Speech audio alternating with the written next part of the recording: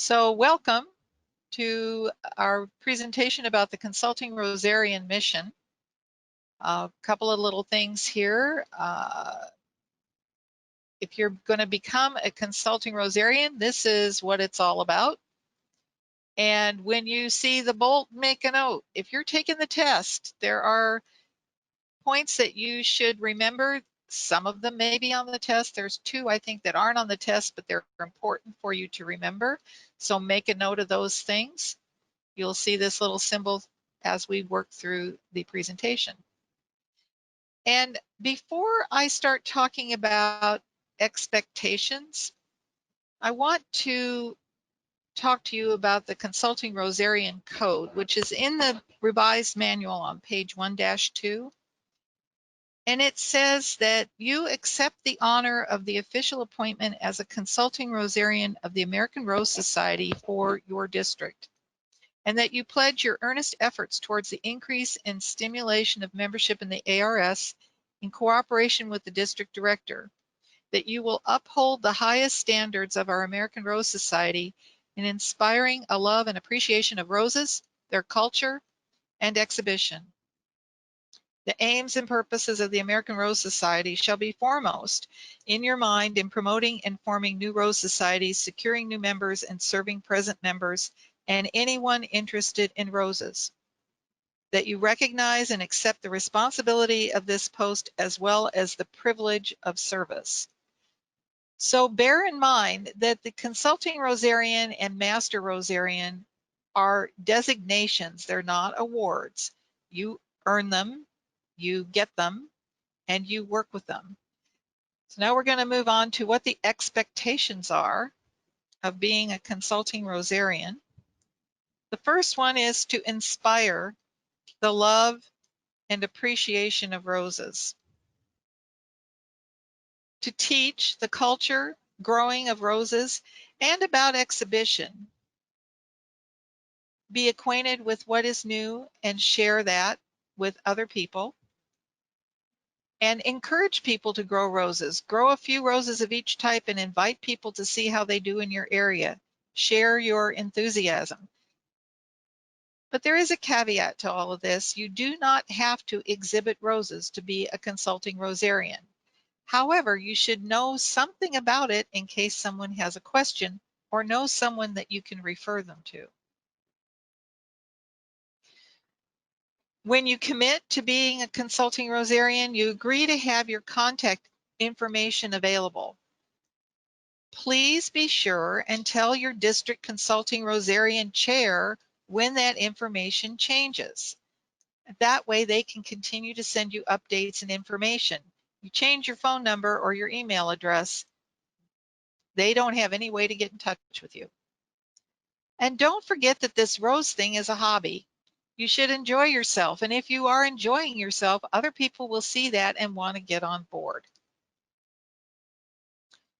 You need to remember that as a Consulting Rosarian, you are a resource, an advisor, a counselor, the face of your local Rose Society, an ambassador for the ARS. If you are passionate about something that you see that needs to be changed, then you need to work for the change. Contact your district director or your CR district chair and talk to them about what something you might see that could be improved. But as a resource, you need to be available to the public by phone or by email. Your local society newsletter is another way to communicate, your local society website, and your district website. As an advisor, you need to spread the word about growing roses in your area. You can do that with articles in your newsletter or local newspaper. You can do handouts for educational events. Help out with seminars and society events. Contact other garden clubs, nurseries, and garden centers and let them know you're available for talks and demonstrations. You need to help new rose growers. Remember this KISS principle, the keep it super simple. When you talk to new rose growers, don't overwhelm them with a complicated explanation of something. It's discouraging and it makes rose growing seem too difficult. Most new growers need to know the basics. As their gardens improve, they'll seek more knowledge. You can invite people to a rose meeting and introduce them to other members. Don't invite them and then just leave them there hanging. Don't always wait to be asked. If you hear someone mulling over a problem, you can ask them if they'd like some information that you might be able to help them with. And never, and this is right out of our manual, never be an insulting Rosarian. You are a consulting Rosarian. If you are condescending and insulting to people, they're going to leave and never come back. So as a counselor, often the best thing you can do is just listen. Sometimes the problem they're talking about is grower error. Sometimes it's just the choice of the rose. Maybe it doesn't grow well in your area and they need to pick a different variety. Sometimes it's just the unusual weather, unusual insects, or as the judges refer to it, the 7 plagues. We've had hail, we've had mildew, we've had, you name it, it's happened. It's just things that happen. You can give them an explanation, and sometimes there's something they can do to help it out. As the face of your local society, whenever you offer advice, be sure to mention your local society affiliation. You can help out at society functions, rose shows, seminars, home and garden shows, community events. Someone always has a question. Try to have your contact information for the society and yourself available. Potential members and guests are everywhere.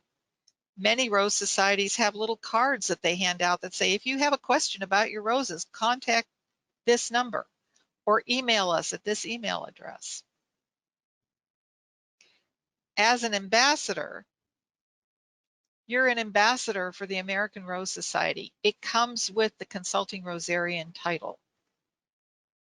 And you need to remember that without the ARS, we would not have many of the benefits that allow us to maintain our local Rose Society. We get supplies for rose shows. There are insurance certificates that we have access to that are pretty unaffordable without that umbrella. So now we're going to talk about a couple of things that people seem to believe but aren't necessarily true. So the first one is, I refer to this as a myth. Oops, my ARS dues lapsed. Oh well, I'll just go emeritus and then I won't have to worry about it. Well, ain't necessarily so. You must be a member in good standing of the ARS for 2 continuous years to become a consulting Rosarian. That is a change. It used to be 3, now it's 2. We brought that in line with the horticulture and arrangement judges. But in order to go emeritus, you have to be a CR for 10 consecutive years. That means no breaks, and be in good standing with the ARS. And I have to tell you that late payment of dues is the most prevalent reason that people get dropped off the CR list. And if their lapse is more than maybe a few weeks because maybe they sent their check in late, it gets you dropped off the active consulting Rosarian list. The other one is, I know my last consulting Rosarian audit was in 2016, but I can't make it to any school this year because I will be out of the country when the school is scheduled. Now this slide was written before we got to the situation we're in now, and before President Bob Martin put out the notice that if you were due in 2020, you had to buy until 2021. It was also before we came up with the idea to do an online consulting Rosarian school.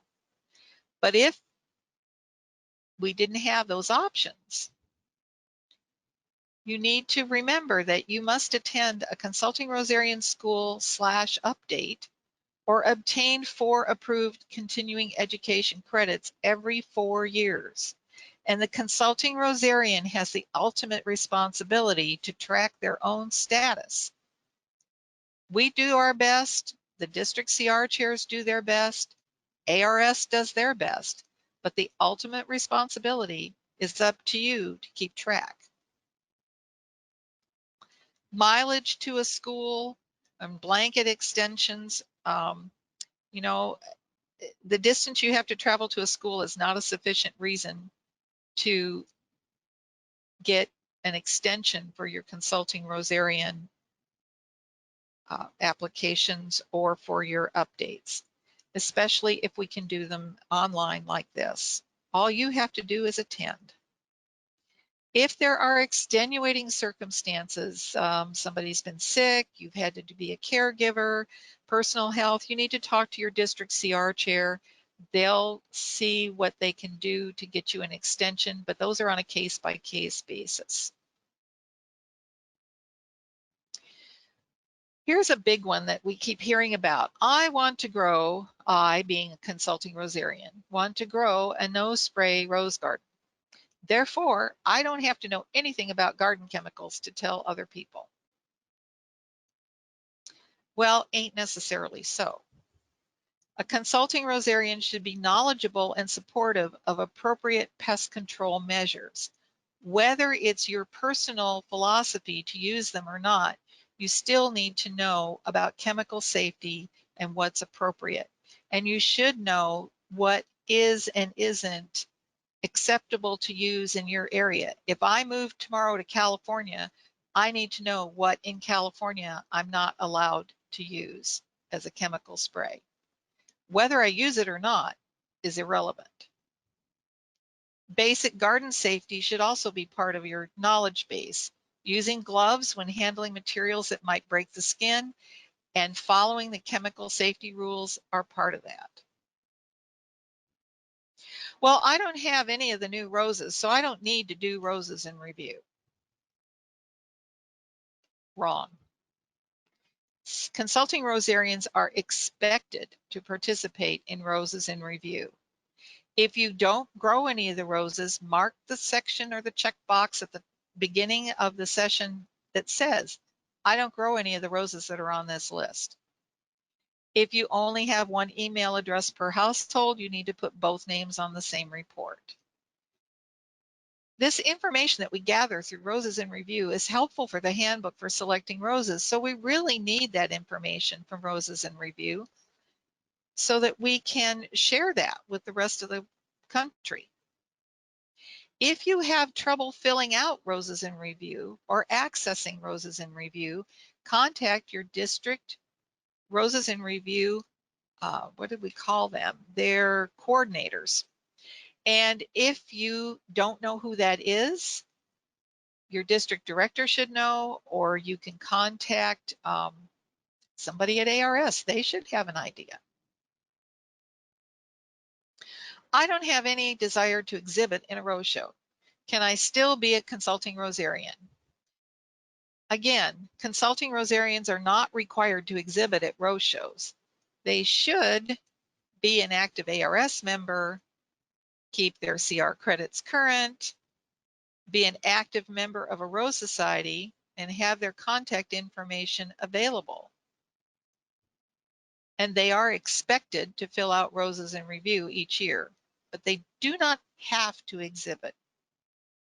It would be helpful if you can answer questions about exhibiting or refer people to someone who does know more about it if you don't exhibit. The last word from our CR manual, and I think these are important. Keep your enthusiasm. Share your knowledge with others. Be involved in your local society, participate in Rose activities, and use your reference manual to help others. If you have this wonderful tool that has been put together with the illustrations and descriptions and all the combined information that's in that Consulting Rosarian manual and you take it and pop it on the shelf and never look at it again after you take your test, lots of people have wasted their time. It's a great tool.